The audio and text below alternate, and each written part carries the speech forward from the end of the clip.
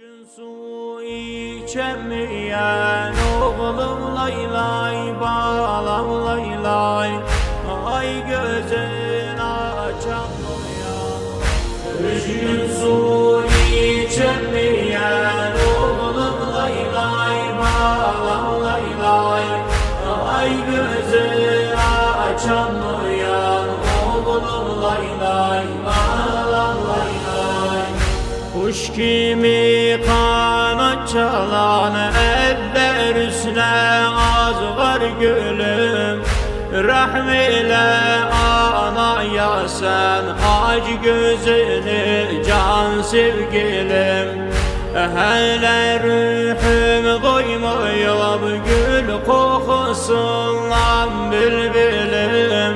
Sensizem halim yaman oğlum lay lay bağlam lay lay. Su içemeyen oğlum lay lay bağlam lay lay.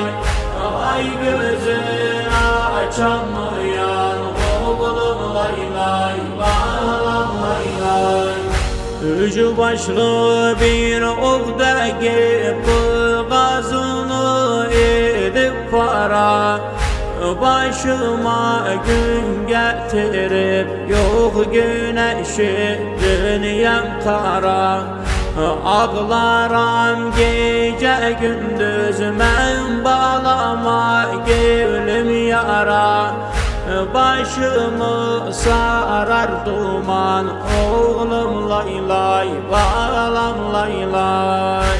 Üç gün su içemeyen oğlum lay lay bağlam lay lay. Ay gözün açamayan oğlum lay lay bağlam lay lay. Gözüm tiktim yoluna dedim suyu içip döner. Bilmedim yürek başım can ciğerim bir de yanar. İnanmam kalba taşım az var balam bir gün söner. Kalıram gülüm yanan oğlum lay lay bağlam lay lay. Üç gün su içemeyen oğlum lay lay bağlam lay lay. Ay gözün açamayan oğlum lay lay bağlam lay lay. Laylanlı sök yarana bir susuz bunca balaya. Gözyaşın ah yanağa yüzün dönder Kerbala'ya.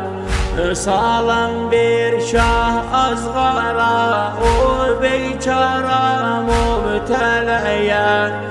Susuzdan dayanmayan oğlum lay lay bağlam lay lay. Üç gün su içemeyen oğlum lay lay bağlam lay lay. Ay gözün açamayan